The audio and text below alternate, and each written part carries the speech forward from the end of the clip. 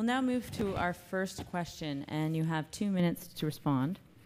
I think everyone here would agree that you need to work really, really hard to be a high-performance athlete. Maybe as hard as you work to be a politician. Not sure.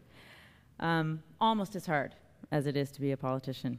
So what do you propose to do in support of Canada's athletes in the lead up to Vancouver 2010 and the long term after the Olympics and Paralympics have come and gone? We'll start with Mr. McHugh-Russell.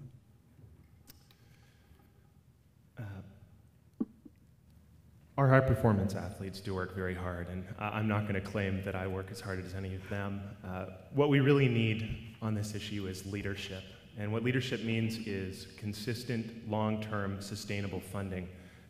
The Liberal platform, and I hate to criticize, but he says that there's a $3 billion fund. Unfortunately, it's not costed out. There's nothing in the budgeting platform which says where that money is going to come from, and it's unfortunate. The NDP has been very clear that we're going to have $160 million invested in athletics, in amateur sports, and in fitness over the next 4 years. We need consistent funding.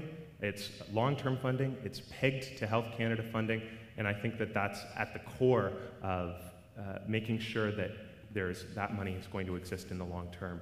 So the answer for us is, on the one hand, to have consistent funding that people know are going to be there, but the second thing is also to invest in foundations. We need to invest in communities, we need to invest in families, we need to help them with the costs of making sure that their kids can get out and they can start participating in these. The Conservative plan 2 years ago said that they were going to give $500 to families to help them with the cost of sending their kids to sports or investing in fitness programs. And instead, families got stuck with only $77.50. They're now saying that more families will get that $77.50, but that's not a real investment. What the NDP is saying is we're going to give $5,000 to families who are raising their kids per child, up to $5,000 per child, and a lot of that money is going to go for families who are having trouble making ends meet and paying for these sports programs. So long-term, predictable, consistent funding for athletics and for amateur sports, and investing in foundations in our communities and in our families. Thank you. Thank you. We'll move right on to Ms. Georges.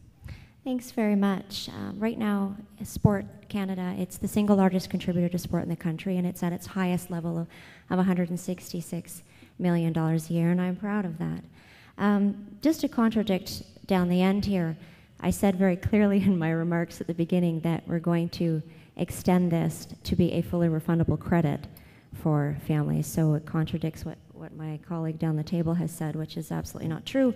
But what we've done as a government is a $33 billion infrastructure fund, and it's historic. It's already in process. We've just negotiated with the province of Ontario a new infrastructure fund that allows for no sport infrastructure to be built. So that is a part of the agreement. It's already in place. $33 billion is unprecedented, and it is historic, and it's substantial, and that does need to be recognized. For Own the Podium, it's a 5-year program that was put in by the previous Liberal government. I think looking at what I've done on the summer sport on Road to Excellence and making the increase in money a permanent increase, I think that's a clear indication to the sport community that I recognize that once we're finished with 2010 on the winter sport side, we do need to take a look at what is the next steps. So once we've finished with Own the Podium program, I am very open to sitting down and talking about what resources we need to keep that program going. But on the other side, I see that our summer athletes needed some support. They were neglected for many years, and I want to see them have the same resources and the same opportunities as the winter sport. And that's why I supported Pan Am. There's over $1 billion it'll cost to have Pan Am Games, and we will see significant summer sport infrastructure come into Canada to help support our summer sport athletes. That's the same with coming out on the West when you're talking about the university games, the infrastructures and the legacy that will be left from those opportunities. I think that's very important. I also do want to just quickly say that for sport, for me, I haven't turned it into a political sword fight.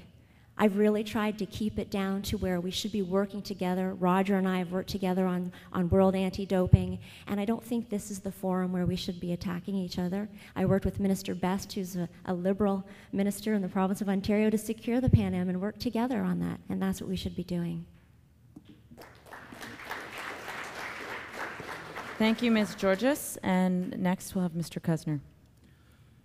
Yeah, and I agree fully with the minister that we try not to politicize sport, but I know it's a political debate, and I'm sure we'll have opportunity to correct each other as we go through here this afternoon. So I do want to recognize the fact that the $3 billion that we have identified specifically for sport and facilities, that was something that's been asked for since 2006. The sport ministers from across this country have put forward this application to identify something specifically for sport facilities, and so there have been 2 budgets that have not recognized this. So it's important that we identify a pool of money, but more and as well just the fact that in the 2006 platform it was pledged by the government that they were going to identify 1% of the health budget to sport, and that would be about $500 million, and we're at 166.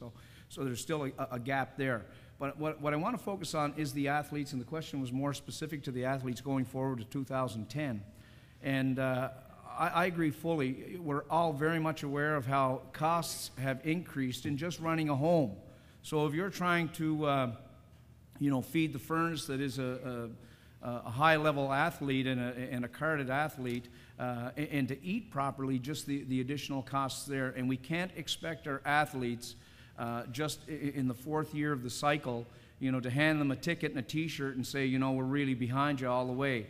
I know that under our former minister, I had the opportunity as well to work with Paul de Villiers when he was a sport minister. I saw the athletes' funding go from $13,000 a year to $18,000 a year. I think it's time that a substantive increase in the assistance that we offer athletes. I think it's time for that. Thank you. Thank you, Mr. Kusner. And last we'll have Ms. Yogaratnam. Thank you. I think to begin with, what we'd like to see is the promotion of a culture of sport at the grassroots level. And this would be achieved through our $500 million commitment to addressing obesity and inactivity. We would also give municipalities 1% of the GST toward infrastructure funding, which could be used for sport-related facilities. I think, there's no question that athletes in this country need more funding. The question is, how can each dollar of funding be used more efficiently, and what role does government have to play in the allocation of this funding? And we are definitely committed to providing long-term sustainable funding, but I think what we'd really be interested in doing is working with athletes to determine what kind of funding structure and allocation and our efficiency arrangements would work best for them in this country given their particular needs. Thank you. Thank you.